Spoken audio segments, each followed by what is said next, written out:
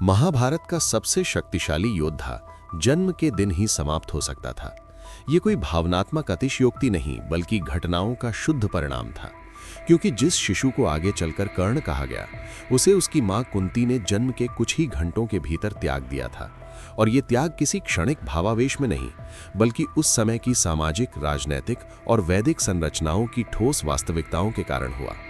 ये घटना उस कालखंड की है जब कुंती अविवाहित थीं और कौरव पांडव वंश का कोई अस्तित्व तक स्थापित नहीं हुआ था। महाभारत के आदि पर्व के अनुसार कुंती को किशोरावस्था में महर्षि दुर्वासा से एक ऐसा मंत्र प्राप्त हुआ था जिसके प्रयोग से किसी भी देवता का आवाहन संभव था। और इसी मंत्र की परीक्षा के लिए उन्होंने सूर्य देव का आवाहन किया, जिसका परिणाम वरदान या दर्शन नहीं बल्कि एक जीवित पुत्र के जन्म के रूप में सामने आया। वैदिक समाज में अविवाहित स्त्री की संतान न केवल सामाजिक कलंक मानी जाती थी बल्कि उसके पिता के राज्य, उत्तराधिकार और राजनैतिक स्थिरता पर सीधा प्रभाव डालती थी। इसीलिए कर्ण का जन्म व्यक्तिगत नहीं बल्कि सार्वजनिक संकट बन गया। कर्ण का जन्म सामान्य शिशु की तरह नहीं हुआ। पुराणों में स्पष्ट उल्लेख है कि वो जन्म से ही स्वर्ण कवच और कुंडल धारण किए हुए था, जो उसे शस्त्रों से लगभग अभेद्य बनाते थे। और ये तथ्य ये सिद्ध करता है कि ये शिशु साधारण मानव नहीं बल्कि दिव्य हस्तक्षेप का प्रत्यक्ष परिणाम था, जिससे उसके जीवित रहने या मरने का प्रभाव केवल एक परिवार तक सीमित नहीं रहने वाला था। कुंती के सामने विकल्प सीमित थे। यदि वो शिशु को स्वीकार करती तो उनका विवाह, भविष्य और सामाजिक स्थिति नष्ट हो जाती। यदि वो उसे मारती तो ब्रह्म हत्या के समान पाप लगता। इसलिए उन्होंने तीसरा रास्ता चुना, त्याग, जो उस समय व्यावहारिक समाधान माना जाता था।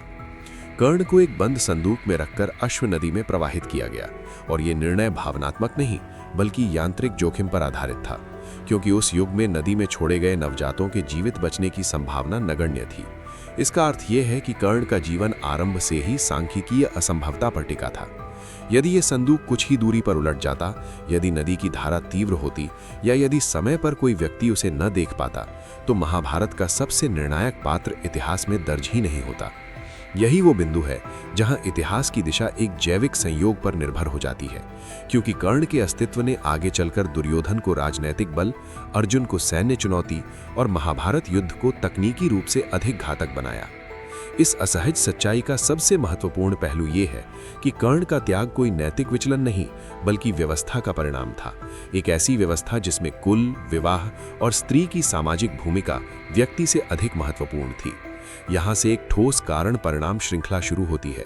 त्याग, पहचान का संकट, अवसरों की कमी, अपमान, प्रतिरोध और युद्ध में अतिविनाश। यदि कर्ण उस दिन मर गया होता तो न केवल दानवीर कर्ण का आदर्श समाप्त हो जाता बल्कि इंद्र के वज्र से अर्जुन की रक्षा, शस्त्रास्त्रों का संतुलन और घटोत्कच के वध के लिए शक्तिशाली अस्त्र का प्रयोग, ये सभी घटनाएं घटित ही नहीं होती। इसलिए ये प्रश्न भावनात्मक नहीं बल्कि ऐतिहासिक है। कर्ण का बचना किसी एक मां के निर्णय का परिणाम नहीं था बल्कि एक ऐसी श्रृंखला का पहला कड़ी था जिसने महाभारत को महाभारत बनाया। और यही कारण है कि कर्ण की कहानी की शुरुआत ही मृत्यु के अत्यधिक निकट से होती है, जहां से हर अगला कदम केवल संयोग नहीं बल्कि परिणाम बनता चला जाता है। कर्ण के जन्म से पहले की घटना केवल एक पौराणिक प्रसंग नहीं बल्कि वैदिक काल की शक्ति प्रणाली को समझने की कुंजी है, क्योंकि जिस मंत्र के कारण ये जन्म संभव हुआ वो साधारण नहीं था और न ही उसे साधारण परिस्थिति में प्राप्त किया गया था। किशोरावस्था में कुंती की सेवा और शुश्रूषा से प्रसन्न होकर महर्षि दुर्वासा ने उन्हें एक विशिष्ट दिव्य मंत्र प्रदान किया था, जिसका यांत्रिक सिद्धांत स्पष्ट था। इस मंत्र के उच्चारण से किसी भी देवता का प्रत्यक्ष आवाहन किया जा सकता था और वो देवता अपने तेज, अंश या प्रभाव के साथ उपस्थित होता था। ये मंत्र वरदान मांगने का साधन नहीं था बल्कि साक्षात संपर्क का माध्यम था और यही कारण है कि इसका प्रयोग अत्यधिक जोखिमपूर्ण माना जाता था। उस समय कुंती की आयु ग्रंथों के अनुसार विवाह योग्य भी नहीं थी और यही तथ्य इस घटना को और अधिक गंभीर बनाता है। कुंती ने इस मंत्र का प्रयोग किसी संकट, यज्ञ या वंश रक्षा के लिए नहीं किया। उन्होंने इसे केवल सत्यापन के उद्देश्य से प्रयोग किया, ये जानने के लिए कि क्या ये मंत्र वास्तव में प्रभावी है या केवल एक आश्रम कथा। इस प्रयोग के लिए उन्होंने सूर्य देव को चुना, क्योंकि सूर्य वैदिक देवताओं में प्रत्यक्ष, दृश्य और साक्ष्य आधारित देवता माने जाते थे। ऐसे देवता जिनके अस्तित्व पर प्रश्न नहीं उठाया जा सकता था। जैसे ही मंत्रोच्चार हुआ, सूर्य देव का प्रकट होना तत्काल और भौतिक था, न कि स्वप्न या ध्यान की अवस्था में। और ये तथ्य इस घटना को प्रतीकात्मक व्याख्याओं से अलग करता है। सूर्यदेव ने कुंती को यह स्पष्ट कर दिया कि देवताओं का आवाहन केवल संवाद नहीं बल्कि परिणाम उत्पन्न करता है, और उसी परिणाम के रूप में कुंती को संतान की प्राप्ति हुई। ये संतान कोई इच्छाधारित वरदान नहीं थी, बल्कि सूर्य के तेज का जैविक स्थानांतरण थी, जिसे पुराणों में सूर्यांश संभूत कहा गया है। इस प्रक्रिया में कुंती की कुमारी अवस्था भंग नहीं हुई, ये तथ्य विशेष रूप से उल्लेखित है, जिसका उद्देश्य ये स्पष्ट करना था कि ये घटना सामाजिक नहीं बल्कि दैवीय नियमों के अंतर्गत घटित हुई। किंतु दैवीय नियमों के अंतर्गत होने का अर्थ ये नहीं था कि इसके सामाजिक परिणाम समाप्त हो जाते। इसके विपरीत यही द्वंद्व इस घटना को निर्णायक बनाता है। वैदिक समाज में संतान का जन्म केवल जैविक घटना नहीं था, बल्कि वंश, विवाह और उत्तराधिकार की कानूनी घोषणा मानी जाती थी, और यहाँ संतान का जन्म इन तीनों संरचनाओं से बाहर हुआ था। सूर्यदेव द्वारा दी गई ये संतान भविष्य के किसी उद्देश्य की पूर्ति के लिए नहीं दी गई थी, बल्कि ये इस तथ्य का प्रत्यक्ष प्रमाण थी कि देवताओं की शक्तियां बिना सामाजिक संतुलन की परवाह किए कार्य करती हैं। इस घटना का सबसे ठोस परिणाम ये था कि कुंती के जीवन में एक ऐसी जानकारी उत्पन्न हो गई जिसे वो ना मिटा सकती थीं, ना सार्वजनिक कर सकती थीं। वो जान चुकी थीं कि देवताओं के संपर्क से जीवन उत्पन्न होता है, और वो जीवन समाज के नियमों से अधिक शक्तिशाली हो सकता है। यही ज्ञान आगे चलकर उनके सभी निर्णयों की आधारशिला बना। सूर्यदेव ने यहाँ पिता की भूमिका नहीं निभाई, बल्कि स्रोत की भूमिका निभाई, और इसी कारण कर्ण का जन्म पारंपरिक पितृ संरचना से बाहर हुआ। ये जन्म न तो किसी यज्ञ की परिणति था, न किसी विवाह का परिणाम, बल्कि एक परीक्षण का अनपेक्षित निष्कर्ष था। इस एक घटना ने यह सुनिश्चित कर दिया कि कुंती का जीवन अब सामान्य नहीं रह सकता, क्योंकि वो उस एकमात्र स्त्री के रूप में चिन्हित हो चुकी थीं जिसने देव आवाहन को प्रयोग के रूप में आजमाया और परिणाम स्वरूप संतान को जन्म दिया। यहीं से महाभारत की कथा व्यक्तिगत निर्णयों से हटकर संरचनात्मक टकराव की ओर बढ़ती है, क्योंकि जिस संतान का जन्म यहाँ हुआ वो न केवल सूर्य का अंश थी, बल्कि उस मंत्र का भी जीवित प्रमाण थी जिसे बाद में कुंती ने 3 बार और प्रयोग किया। इस प्रकार कर्ण का जन्म किसी भविष्यवाणी की पूर्ति नहीं, बल्कि एक यांत्रिक, दोहराने योग्य और खतरनाक प्रक्रिया का पहला सफल प्रयोग था, और यही तथ्य इसे महाभारत की सबसे निर्णायक शुरुआतों में से एक बनाता है। कर्ण का जन्म महाभारत की वंशावली में एक जैविक घटना नहीं बल्कि दैवी यांत्रिक अपवाद था, क्योंकि वो शिशु के रूप में नहीं बल्कि पहले से संरक्षित योद्धा के रूप में जन्मा था। उसके शरीर पर स्वर्ण कवच और कानों में कुंडल पहले से विद्यमान थे, और ये विवरण केवल काव्यात्मक अलंकार नहीं बल्कि पुराणों में दर्ज एक ठोस तथ्य है।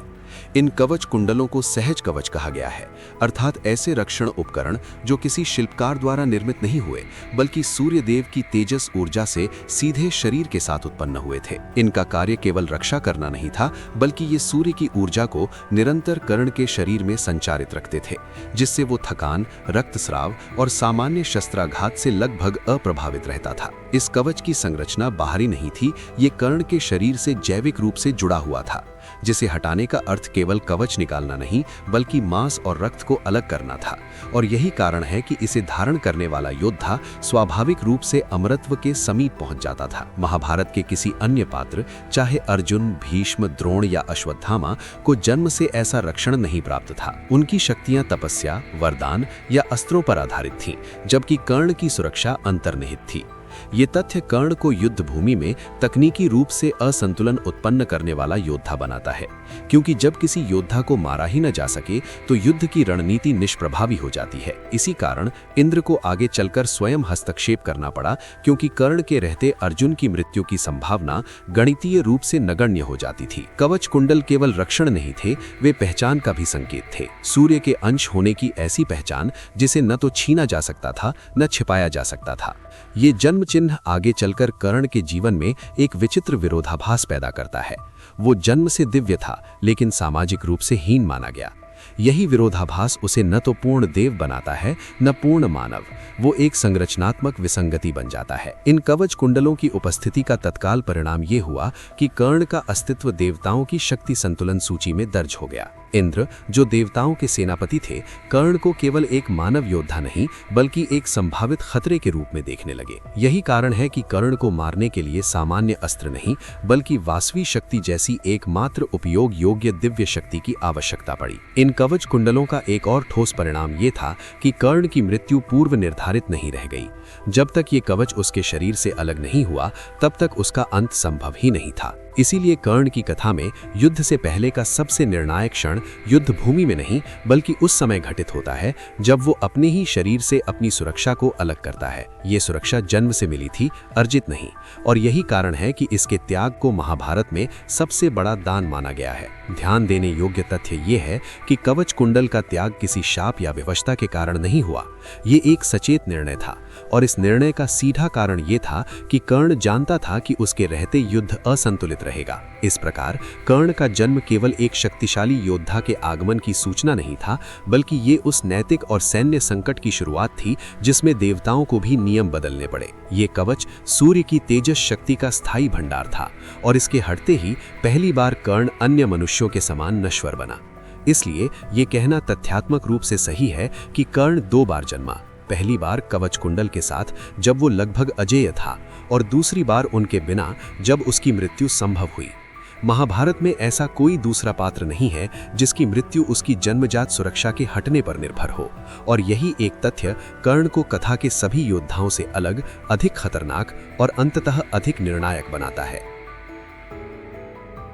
जिस समय कर्ण का जन्म हुआ उस समय कुंती का अविवाहित होना केवल व्यक्तिगत स्थिति नहीं बल्कि एक संवैधानिक संकट था, क्योंकि वैदिक काल में स्त्री की संतान को उसकी वैवाहिक स्थिति से अलग करके नहीं देखा जाता था, बल्कि उसे सीधे वंश, उत्तराधिकार और राज्य की वैधता से जोड़ा जाता था। कुंती शूरसेन की दत्तक पुत्री थी और उनका संबंध यदुवंशी भोजवंश की राजनीतिक संरचना से जुड़ा हुआ था। ऐसे में अविवाहित अवस्था में संतान का जन्म न केवल उनके व्यक्तिगत सम्मान को नष्ट करता, बल्कि उनके पिता के राज्य की वैधता और कूटनीतिक गठबंधनों को भी कमजोर कर देता। वैदिक समाज में कुमारी और माता की श्रेणियां स्पष्ट रूप से पृथक थीं और इन दोनों का एक साथ अस्तित्व सामाजिक रूप से अस्वीकार्य माना जाता था। ऐसे उदाहरणों में स्त्री को या तो समाज से बहिष्कृत किया जाता था या उसे जीवन भर कलंक के साथ जीने के लिए बाध्य किया जाता था। इस व्यवस्था का सीधा प्रभाव ये था कि कुंती के पास अपने पुत्र को स्वीकार करने का कोई व्यावहारिक मार्ग नहीं था, क्योंकि उस स्वीकृति का अर्थ होता विवाह से पहले संतान का सार्वजनिक स्वीकार, जो उस समय धर्मशास्त्रों और सामाजिक नियमों दोनों के विरुद्ध था।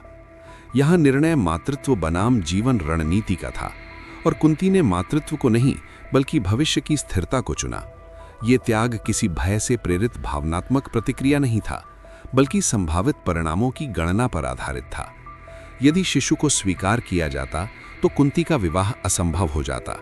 यदि विवाह नहीं होता तो उनका राजनीतिक महत्व समाप्त हो जाता, और यदि उनका महत्व समाप्त होता तो उनके पिता का राज्य उत्तराधिकार संकट में पड़ जाता। इस प्रकार एक शिशु का अस्तित्व कई स्तरों पर अस्थिरता उत्पन्न कर रहा था। वैदिक काल में राज्य केवल भूमि का नियंत्रण नहीं था, बल्कि वंश की शुद्धता, उत्तराधिकारी की वैधता और सामाजिक स्वीकार्यता का संयोजन था, और कर्ण का जन्म इन तीनों को चुनौती दे रहा था। इसलिए कुंती का निर्णय नैतिक नहीं बल्कि प्रशासनिक था, एक ऐसा निर्णय जो व्यक्तिगत पीड़ा की कीमत पर सार्वजनिक व्यवस्था को बचाने के लिए लिया गया। ये भी ध्यान देने योग्य है कि कुंती ने शिशु की हत्या नहीं की, क्योंकि वो कर्मकांडीय और नैतिक रूप से अस्वीकार्य होती।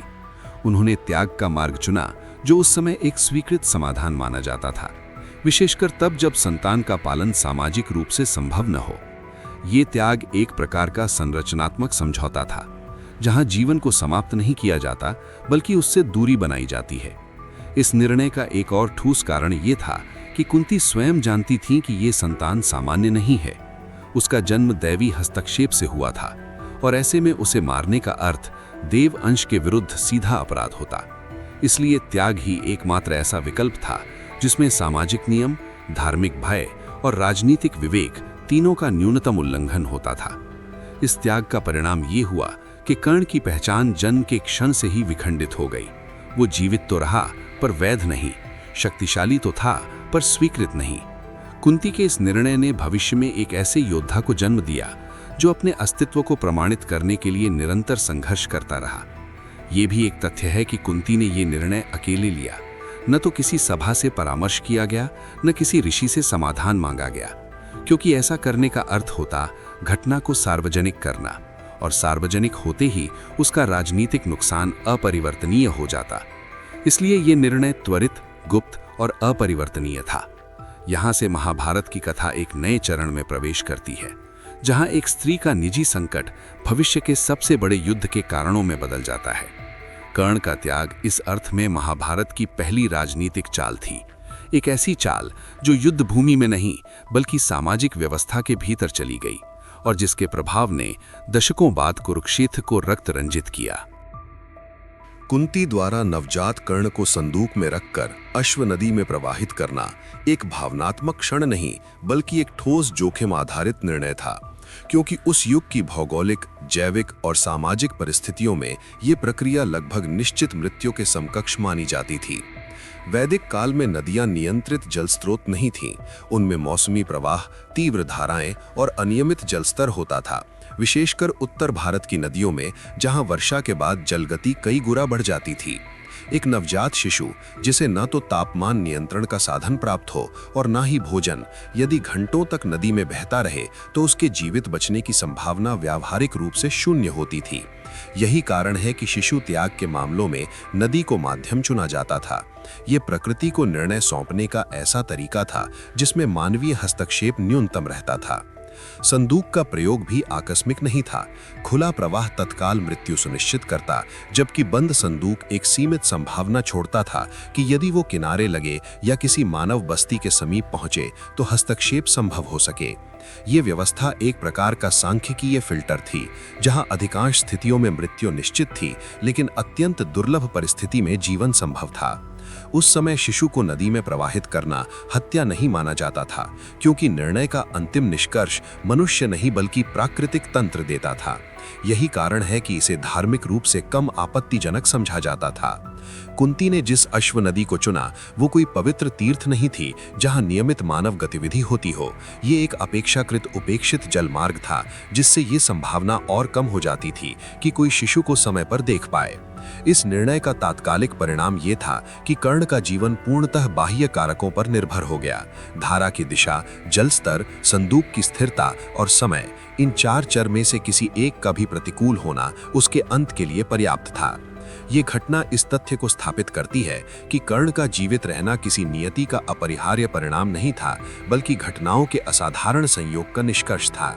यदि संदूक उलट जाता, यदि जल स्तर कुछ अधिक होता या यदि किनारे पर मानवीय गतिविधि न होती तो महाभारत की कथा संरचनात्मक रूप से बदल जाती।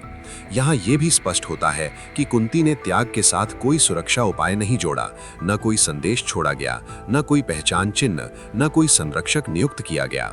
इसका अर्थ यह है कि त्याग का उद्देश्य संरक्षण नहीं था बल्कि दूरी थी, ऐसी दूरी जो भविष्य में किसी भी प्रकार के दावे या उत्तरदायित्व को असंभव बना दे। इस प्रक्रिया का एक और ठोस परिणाम ये हुआ कि कर्ण का सामाजिक जन्म समाप्त हो गया। वो जैविक रूप से जीवित रहा, लेकिन सामाजिक रूप से उसका अस्तित्व शून्य हो गया। नदी में प्रवाह के साथ ही वो किसी वंश, किसी कुल और किसी अधिकार से मुक्त या कहे वंचित हो गया।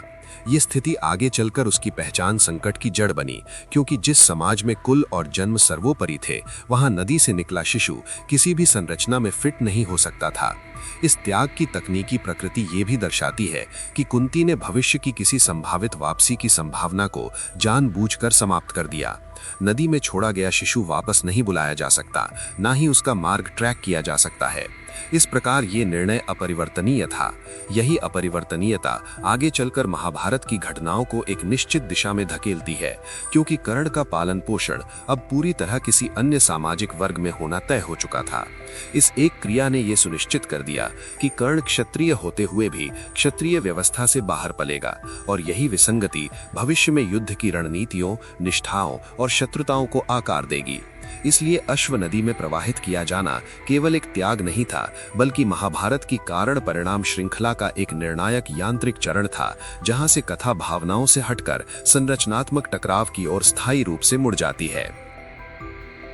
अश्व नदी में प्रवाहित संदूक का सूत अधिरथ और उनकी पत्नी राधा द्वारा पाया जाना एक आकस्मिक दया प्रसंग नहीं, बल्कि सामाजिक संरचना में स्थायी स्थानांतरण की घटना थी, क्योंकि इस क्षण के साथ ही कर्ण की पहचान, अधिकार और भविष्य की दिशा निर्णायक रूप से बदल गई।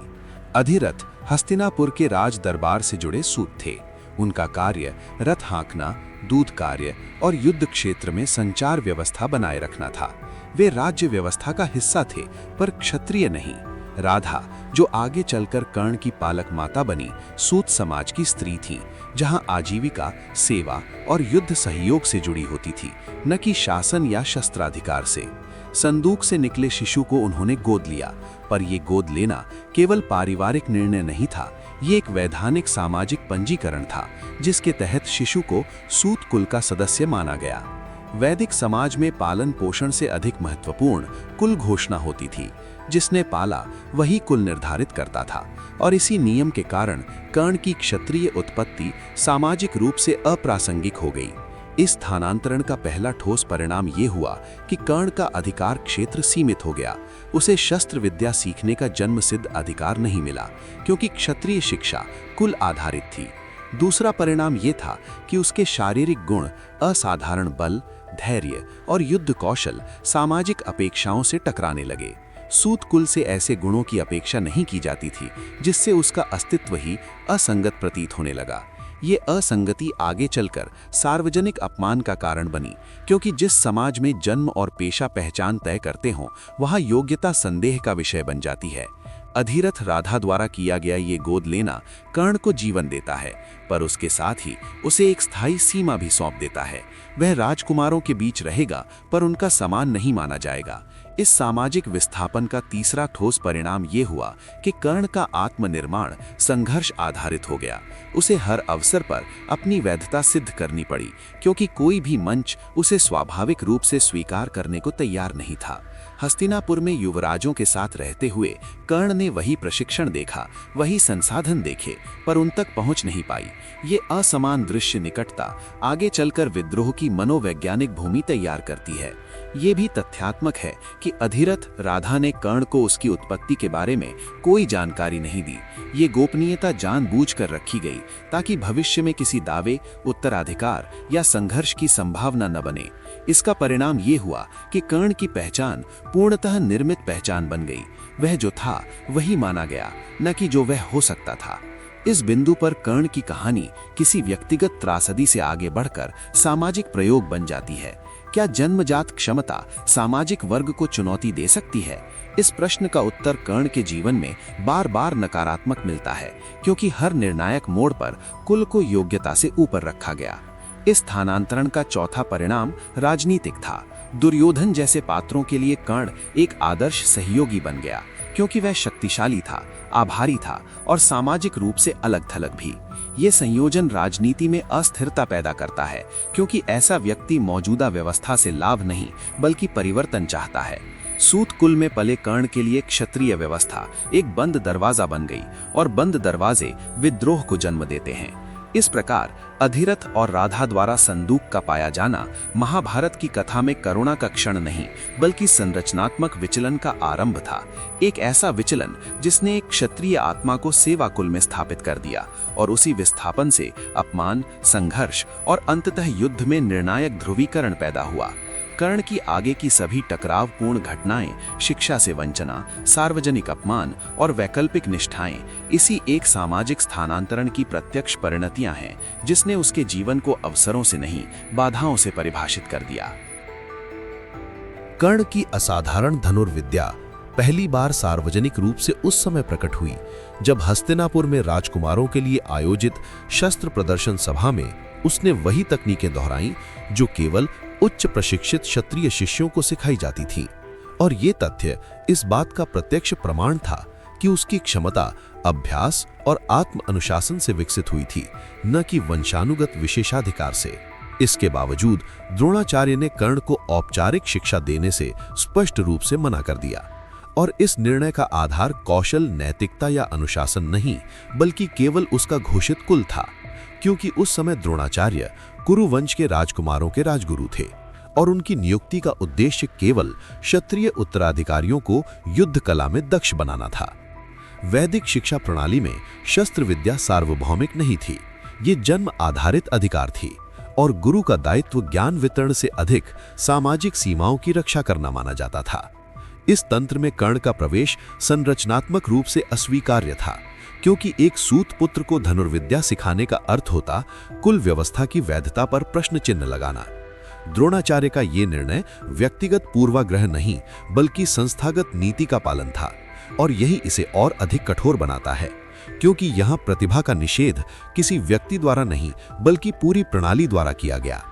इस अस्वीकृति का पहला ठोस परिणाम ये हुआ कि कर्ण को औपचारिक प्रशिक्षण के बिना ही अपनी विद्या विकसित करनी पड़ी, जिससे उसकी तकनीकें परंपरागत ढांचे से अलग, अधिक प्रयोगात्मक और जोखिमपूर्ण बनती चली गईं। दूसरा परिणाम ये था कि कर्ण की उपलब्धियां वैध प्रमाण पत्र के अभाव में संदेहास्पद मानी गईं। वो जो भी कौशल प्रदर्शित करता उसे चोरी, अनुकरण या अनुचित अभ्यास का परिणाम कहा जाता रहा।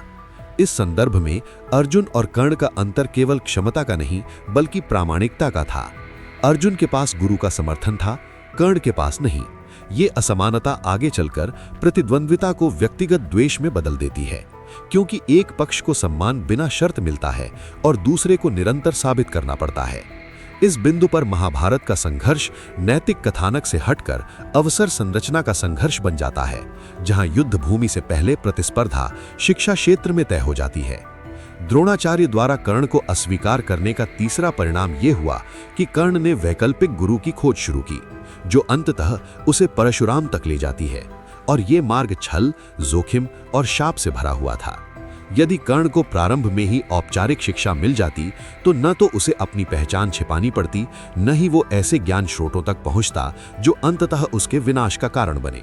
इस प्रकार शिक्षा से वंचित करना केवल एक अवसर का हरण नहीं था, बल्कि भविष्य की घटनाओं की दिशा बदलने वाला निर्णय था। यहाँ ये स्पष्ट हो जाता है कि प्रतिभा बनाम जन्म का प्रश्न केवल दार्शनिक नहीं बल्कि व्यावहारिक था, क्योंकि उस समाज में जन्म ने अवसर निर्धारित किए और अवसरों ने परिणाम। यदि प्रतिभा ही निर्णायक होती तो कर्ण को रोका नहीं जाता, लेकिन क्योंकि संरचना जन्म को प्राथमिकता देती थी, इसलिए कर्ण की प्रतिभा व्यवस्था के लिए खतरा बन गई। यही कारण है कि कर्ण को रोका गया, न इसलिए कि वो अयोग्य था बल्कि इसलिए कि वो बहुत योग्य था, और उसकी योग्यता उस ढांचे को अस्थिर कर सकती थी जिस पर क्षत्रिय प्रभुत्व टिका हुआ था। इस क्षण से महाभारत की कथा एक नए संघर्ष में प्रवेश करती है, जहां युद्ध केवल अस्त्रों से नहीं बल्कि प्रवेश अनुमतियों, गुरु स्वीकृतियों और सामाजिक सीमाओं से लड़ा जाता है। और कर्ण इस संघर्ष का पहला और सबसे स्पष्ट उदाहरण बनता है। नैतिक था और न ही सुरक्षित, बल्कि पूर्णता परिणाम आधारित जोखिम से भरा हुआ था, क्योंकि उसने परशुराम जैसे ऐसे गुरु की शरण ली जो केवल ब्राह्मणों और क्षत्रियों को ही शस्त्र विद्या प्रदान करते थे और जिनके आश्रम में प्रवेश जन्म घोषणा के बिना संभव नहीं था। परशुराम उस समय केवल एक शिक्षक नहीं थे, बल्कि ब्राह्मण क्षत्रिय शक्ति संतुलन के संरक्षक माने जाते थे। उनके द्वारा सिखाई गई विद्या साधारण नहीं थी, बल्कि ऐसी तकनीकें थीं जो अस्त्रों के संचालन, संहार क्रम और युद्ध समय की गणना से जुड़ी होती थीं।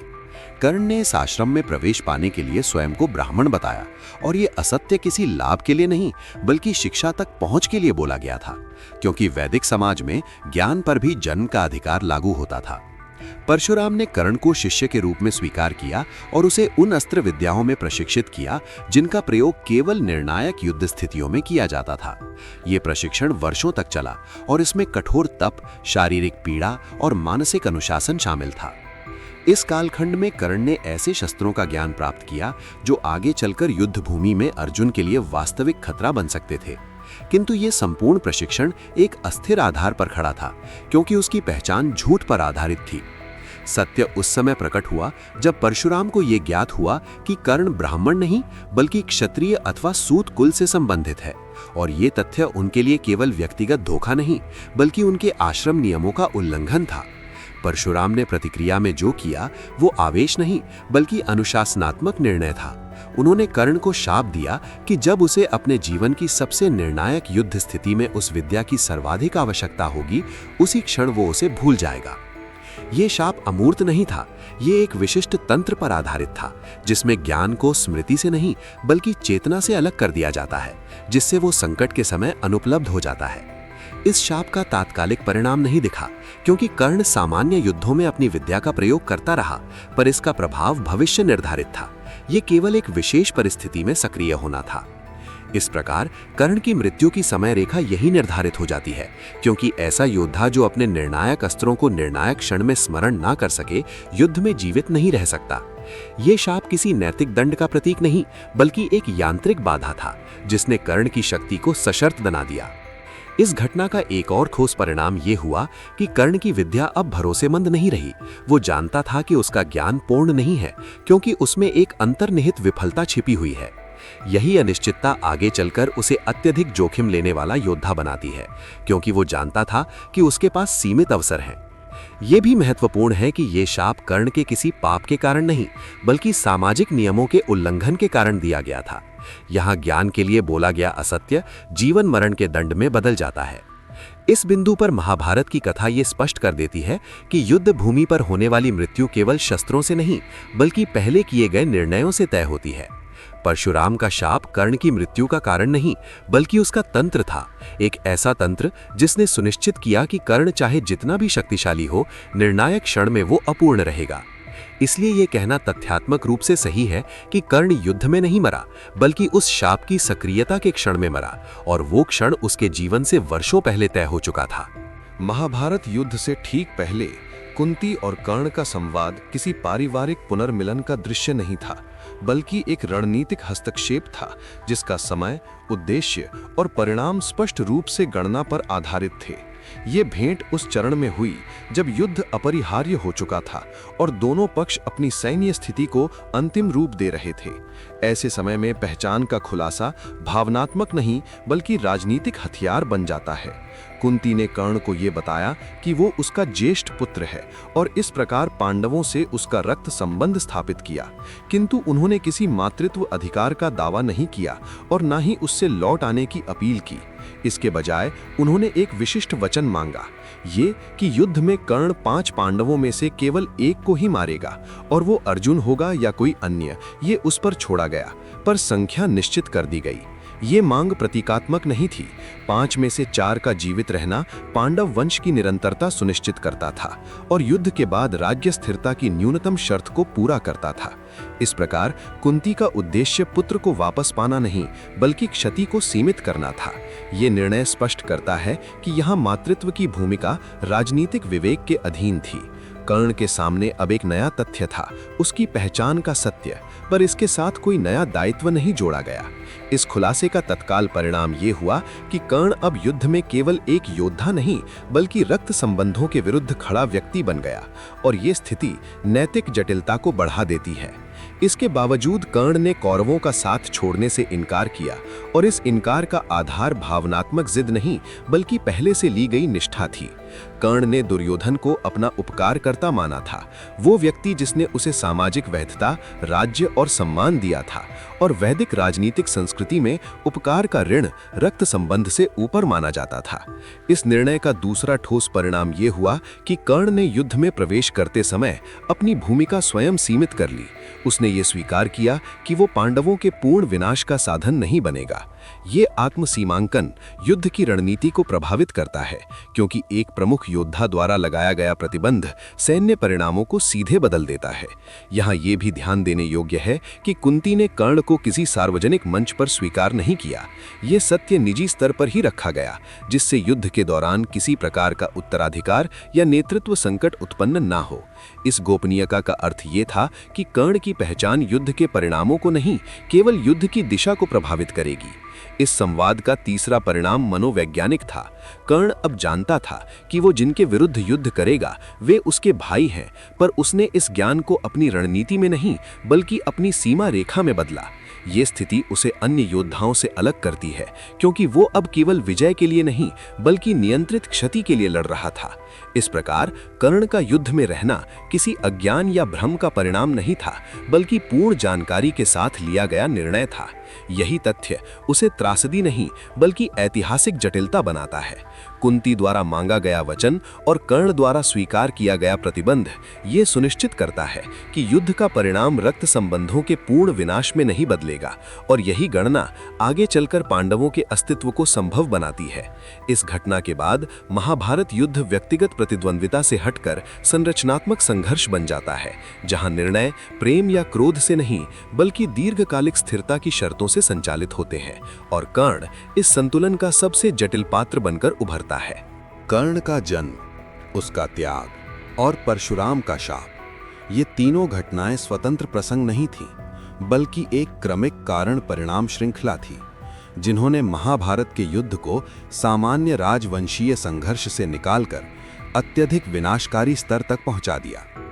जन्म के समय प्राप्त कवच कुंडल ने कर्ण को तकनीकी रूप से अजेय बनाया, त्याग ने उसे सामाजिक रूप से विस्थापित कर दिया और शाप ने उसकी शक्ति को सशर्त कर दिया। इन तीनों का संयुक्त परिणाम ये हुआ कि कर्ण युद्ध भूमि में एक ऐसा योद्धा बन गया जो अपार शक्ति रखता था, पर उसे निर्णायक क्षणों में सीमित रूप से प्रयोग करने को विवश था। ये असंतुलन महाभारत के युद्ध तंत्र के लिए घातक सिद्ध हुआ, क्योंकि युद्ध में जब एक पक्ष के पास पूर्ण शक्ति हो और दूसरा उसे नियंत्रित करने के लिए असाधारण साधनों पर निर्भर हो, तो संघर्ष दीर्घकालिक और अधिक रक्तपात पूर्ण हो जाता है। यही स्थिति तब उत्पन्न हुई जब कर्ण को जीवित रहते हुए निष्क्रिय करना असंभव सिद्ध हुआ। भीष्म, द्रोण और कर्ण, इन तीनों के रहते युद्ध समाप्त नहीं हो सकता था, और कर्ण के मामले में समस्या अधिक जटिल थी, क्योंकि उसे पराजित करने के लिए सामान्य अस्त्र व्यर्थ थे। इसी कारण युद्ध के मध्य चरण में रणनीति बदलनी पड़ी, और ये परिवर्तन सीधे घटोत्कच के प्रवेश से जुड़ा हुआ था। घटोत्कच कोई साधारण योद्धा नहीं था, वो राक्षसी युद्ध तंत्र का प्रतिनिधि था, जहां नियम, परंपरा और दिन रात का भेद अप्रासंगिक हो जाता है। घटोत्कच की युद्ध क्षमता ने कौरव सेना की संरचना को तोड़ दिया। उनके रथ, हाथी और पैदल दल एक साथ निष्क्रिय होने लगे, और ये क्षति किसी सामान्य प्रत्युत्तर से नहीं रोकी जा सकती थी। इस बिंदु पर कर्ण के सामने एक यांत्रिक समस्या खड़ी हुई। यदि घटोत्कच को रोका नहीं गया तो युद्ध उसी दिन समाप्त हो सकता था, और ये परिणाम कौरवों के लिए पूर्ण विनाश का संकेत होता। यही वो क्षण था जहां कर्ण को अपनी सबसे बड़ी शक्ति प्रयोग करनी पड़ी, वो शक्ति जिसे वो किसी अन्य अवसर के लिए सुरक्षित रखना चाहता था। ये निर्णय भावनात्मक नहीं था, ये सैन्य अनिवार्यता थी। कर्ण ने घटोत्कच के विरुद्ध उस अस्त्र का प्रयोग किया जिसे एक बार प्रयोग करने के बाद वो अर्जुन के विरुद्ध उपयोग नहीं कर सकता था। इस एक निर्णय ने युद्ध की दिशा स्थायी रूप से बदल दी। घटोत्कच का वध तत्काल संकट को समाप्त करता है, पर दीर्घकालिक परिणाम ये होता है कि कर्ण अब अपनी निर्णायक शक्ति से वंचित हो चुका था। यहाँ ये स्पष्ट हो जाता है कि कर्ण की मृत्यु केवल अर्जुन के हाथों नहीं बल्कि घटोत्कच के कारण संभव हुई। यदि घटोत्कच युद्ध भूमि में प्रवेश न करता तो कर्ण को अपनी अंतिम शक्ति प्रयोग करने की आवश्यकता नहीं पड़ती, और तब अर्जुन के साथ अंतिम मुठभेड़ का परिणाम गणितीय रूप से अलग हो सकता था। इस प्रकार कर्ण का अंत किसी एक द्वंद्व का परिणाम नहीं बल्कि घटनाओं की एक सटीक श्रृंखला का निष्कर्ष था। जन्म ने उसे अजेय बनाया, त्याग ने उसे अलग थलग किया, शाप ने उसे अधूरा छोड़ा और घटोत्कच ने उसे विवश कर दिया। यही कारण है कि कर्ण की कहानी घटोत्कच के बिना पूरी नहीं होती, क्योंकि जिस क्षण कर्ण ने अपनी सबसे बड़ी शक्ति का उपयोग किया उसी क्षण उसकी मृत्यु निश्चित हो गई। महाभारत का भविष्य उस एक रात में बदल गया, और उस परिवर्तन का केंद्र घटोत्कच था। इसलिए यदि कर्ण को केवल दानवीर या त्रासद नायक के रूप में देखा जाए तो कथा अधूरी रह जाती है। उसे उस योद्धा के संदर्भ में समझना अनिवार्य है जिसने उसकी रणनीति, उसकी शक्ति और उसके अंत तीनों को प्रभावित किया। इसी कड़ी को आगे समझने के लिए एंड स्क्रीन पर हमारा अगला वीडियो अवश्य देखें। घटोत्कच, जिसने महाभारत का भविष्य बदल दिया। कर्ण और घटोत्कच का घमासान युद्ध, क्योंकि कर्ण की कथा वहीं जाकर पूर्ण होती है जहां घटोत्कच का अध्याय समाप्त होता है।